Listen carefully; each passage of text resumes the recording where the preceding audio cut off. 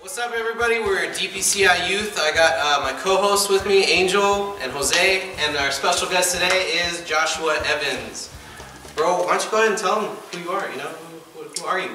I am Joshua Evans. I am a poet. My stage name is The Wordsmith. From Pasadena, avid Star Wars fanatic, and a Christian. I guess that's relevant. Are you? I am actually. Wow, bro. So are we. Yes, that's awesome. Good company. Isn't it, though? So, what usually do your poems consist of? Like, what topics? Pretty much anything. I span all the genres. I've done like sadder ones, like at a funeral. Well, not sad, but like capturing, like, okay, this person's passed on, but we know where they're going.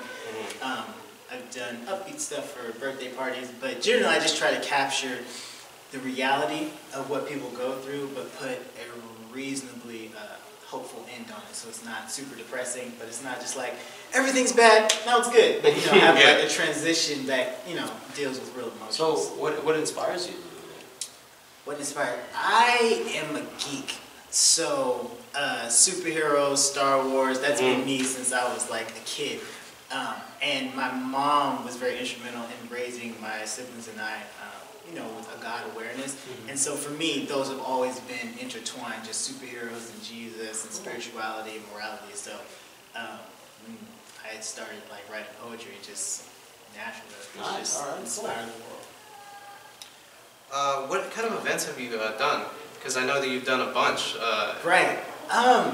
Well, funeral, like I said before, birthday parties, just regular events like this, concerts, open mics. I mean, just pretty much anything. My mom's birthday party. Oh yeah, that was crazy. Pretty much anything, yeah. Do you think that your relationship with God has grown since you've done poetry? Yes. I wasn't expecting it to, but I think it has. Well, I know it has. More particularly, like as I've gotten better at writing, as I recite the pieces, I found that it's convicting, it's inspiring, it's motivating. It's like, these are real words. It's not just stuff that I'm putting together to perform. It's an actual standard, to live up to. So it keeps me pressing and reminding me why I'm doing it. So, personally in your life, what has God done to shape who you are and like what you do? Wow. It's a very good question. Right. Well, I mean, a lot of people would laugh, but really, there's another poem that I wrote. Star Wars had a huge impact on me. There's another poem that I wrote, and it basically said, one of the lines was, if Christianity didn't exist, that that Star Wars would be my Bible and George Lucas would be my Jesus. But it really did. Like, I was 8 when my dad first played Star Wars for me, and just seeing the whole everything, like the transition of the characters, and Anakin, he's Darth Vader, being redeemed at the end, and then Luke, being the son and trying to fight with the light, and then all these other people who don't even have powers fighting for this good cause. Like that resonated with, like, God is consistently through my life. God has used that to motivate me and remind me that there's more going on than flesh, than what we can see. I noticed how you kept saying a lot of that you have written. I wanted to ask, like, do you write daily, or is it something that you is that something like you're almost driving to work or something that you're off speaking to yourself? I mean, right. I have spurts in time where I'm like, I need to write every day just to stay sharp. Yeah. That's not always. But I mean, yeah, I would be driving or walking. I have I started doing it yearly. I have a note app in my phone, and so every year, it just, all the little one-liners or two-liners that come to me, I just jot them down. And then, I write. Sometimes I start pieces of poems that don't actually become poems, just so I'm like, I don't like where this is going. But then when it comes time to write a real poem, like I've already been writing, I've already been thinking about words. When I used to work at IHOP, and the morning shifts, like 6 to 2, around 8 o'clock sometimes, words would come to me like rhyming in the picture, but I couldn't take time to write it down. So I would literally walk around saying the words to myself over and over and over until I had a break. Then I could like type down everything that I was saying. So, Nice, that's good. yeah. So can you like just give us like a piece of something you've been working on lately, or like A little taste, a little taste A little for the people taste. at home, so that A way they little see taste. what they're gonna get at this concert. It's called Pan. So here it goes. I was born into adversity, married to adverse uncertainty. Every day I wake up struggling like happy anniversary. Trying to maintain faith is like trying to mend a pierced artery. Heart attack, trying to do the right thing. Life is like MJ, always want to be starting something with me. And sometimes I just get tired, lie down on the pavement and let the moon walk right over me.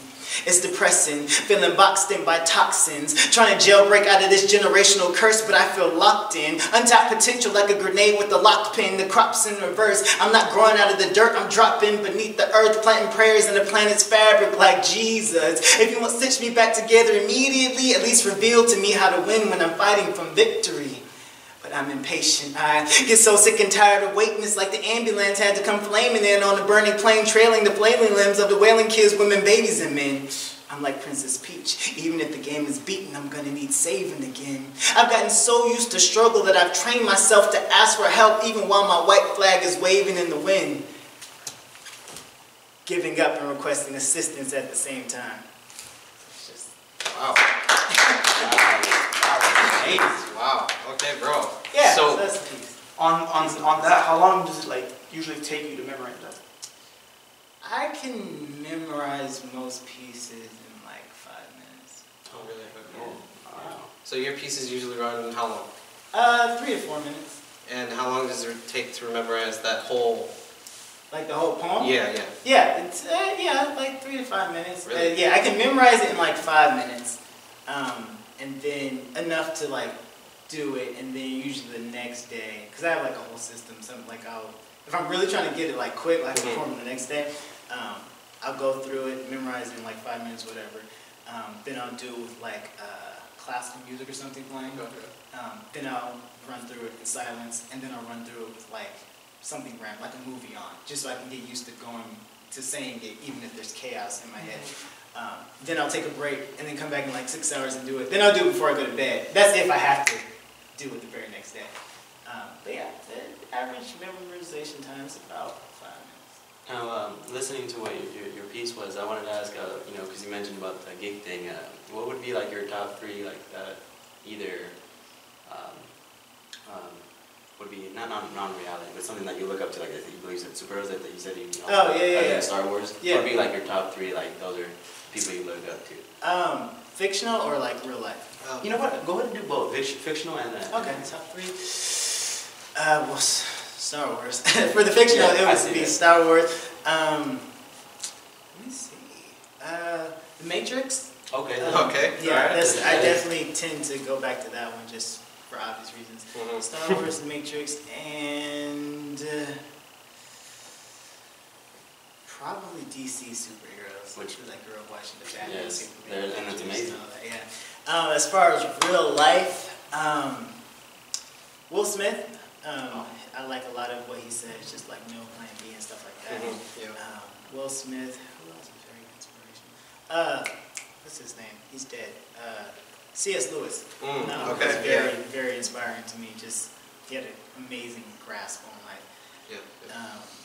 And I'm trying to pull different areas. Timothy Keller. He's Oh, great. yes. Yeah. Okay, I heard him once. I love him. So, yeah. So when you're gonna speak like a poem, or like depending on the poem and like what it's about, does that influence or change the way you're putting it out there, like the way you're saying it? Not really. What changes how I perform it depends on just where I'm performing it at. So like the snippet of piece I just did, I've done it in kind of like a regular mixed crowd, so I pull back like some of the faster parts. Okay. Not over enunciate, I just pull it back a little bit, make it more of a vibe for other people. But I also did that piece at CSUN because they have an open mic, and it's a bunch of college students. So there, I blaze through it, and they're just like, it's so crazy. Particularly like the part with the ambulance and the inflatable limbs, like they love it. So it just depends on the crowd. Just want to thank you guys for tuning in with us. And Joshua Evans, you got any last remarks you want to say? Everybody who's going to this concert? Come to the concert. Yeah. Come to the concert. Bring a friend. It's gonna be great. Do we have a running hashtag for the show yet? We should. Not at the moment. We should not at the moment. Hashtag.